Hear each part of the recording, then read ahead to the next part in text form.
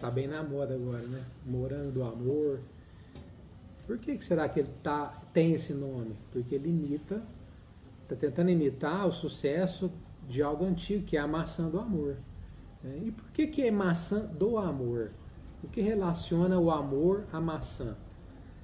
Porque no nosso inconsciente coletivo, né, da humanidade, quer dizer, esse inconsciente coletivo, esse pensamento lúdico que permeia todos os seres humanos e traz esse conhecimento desse local, né, que não é um local físico, mas um local do nosso inconsciente, daquilo que a gente não tem ideia, mas parece que a gente sabe que aquilo tem um sentido e não sabe explicar o porquê, né? Porque está no nosso inconsciente. E coletivo porque na coletividade humana, tá? Em todos os seres humanos, de certa forma. Então, a figura de relacionar a maçã com o amor está relacionada à maçã com desejo. Isso está em todas as culturas que a gente tem dos seres humanos, além da história, né? A gente acha que é só na questão do Éden, não, mas está nos celtas, tem histórias com a maçã dessa forma, né? Especificamente a maçã, porque é um fruto asiático, europeu, né? Que expressa essa questão do desejo, culturas gregas, né? E contos, né? Quem não se lembra do conto da Bela Adormecida? Né? Ela morde a maçã e a partir daquele momento que ela enfrenta aquele desejo, ela acaba ficando inconsciente. Interessante nesse conto porque antes ela convive com 7 anões. Né? Esses 7 anões, eles demonstram os 7 pecados capitais. Né? Cada um com o seu jeito de atuar. Então é uma introspecção, é um conto que faz uma introspecção ao leitor da sua própria vida. E ela come a maçã naquele desejo ardente, né, do proibido, né, daquilo que ela foi induzida, né, de certa forma, se deixar levar, né, pela tentação, ela acaba ficando inconsciente. Então a paixão, às vezes avassaladora, ela nos deixa inconsciente. E quando ela encontra o amor verdadeiro, ela está desperta novamente, né? Quando o príncipe beija ela e ela acaba se despertando. E vivendo com o príncipe, deixando, de certa forma, convivência com os anões, com os 7 pecados capitais, com os defeitos. Então, e a maçã, na nossa cultura moderna, ela é o símbolo do consumo, de certa forma, né? Porque qual é uma das empresas mais ricas do mundo? A Apple, né, que é uma maçã. Interessante que, falando sobre a Apple, sobre o Steve Jobs, que é seu fundador, ele é um praticante do sexo casto. Ele foi, né? Quer dizer, já faleceu. E tem relatos dele falando sobre isso, né? Ele praticava retenção seminal com sua esposa e foi um cara super inteligente, inovador, né? Que transformou o que a gente conhece hoje como computador pessoal, celular e tudo mais. Mas a maçã, ela instiga a gente, às vezes pela sua cor, né, que é a cor avermelhada, é a cor, de certa forma, relacionada ao amor, relacionada à cor dos genitais. O interior dos genitais todos são vermelhos, né? Então, e a forma dela, que eu tô com uma maçã aqui, ó, arredondada, né? Ela é arredondada, ela tem as curvas, né, que toda mulher tem, né, que é um desejo para os homens. Ela de certa forma, possui o cabo, a parte masculina, né, e com a parte feminina, a união dos dois. Né? Se você pega ela e corta ela, vou cortar essa aqui, o interior se assemelha, né, ao interior da parte feminina. Então, acaba que aquilo são símbolos que vão se assemelhando. E o próprio gosto, tanto do morango do amor como da maçã, né? Seja a maçã do amor, seja a própria fruta, seja sem o açúcar, é uma mistura como se fosse a da paixão, porque é o doce, que é essa paixão, né, que atrai, né, muito doce, e tem o azedo, que é aquela repulsa, porque às vezes o azedo faz o repulso, o doce faz a atração, igual é a paixão, diferente do amor. A paixão é assim, que a paixão é assim, né? Eu não te quero, mas também não te largo, né? É aquela oscilação de desejo, desprezo, apego, ódio, que caracteriza toda a paixão, né? Que é o doce, o azedo, né? O que repulsa, o que atrai, né? Então, assemelha isso também, né? É interessante a gente ver. Mas, falando sobre esse fruto, o que a gente tem mais de simbologia relacionada à maçã é a questão do fruto proibido, que está na Bíblia, né? Na Bíblia não fala que é maçã, fala que é um fruto. Mas como tem todas essas características, né, que a gente acabou de citar aqui em relação ao que representa, né, mitologicamente, simbolicamente, no nosso inconsciente, se acabou denominando a questão da maçã. E o fruto, por que o fruto é o fruto do pecado? Porque representa o desejo proibido, ao qual não era permitido aos homens adentrar aquele desejo. Porque o fruto ali, a gente tem que associar ele à árvore. A árvore, conhecimento em hebraico, é Yadá, que é sexualidade.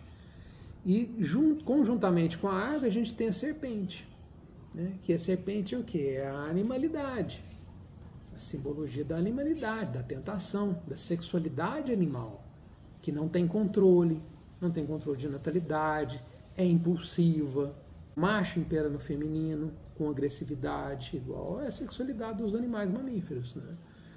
Então, o afeto é somente no momento da prática sexual, você não vê um afeto posterior, não tem vínculo afetivo, somente para o sexo, né?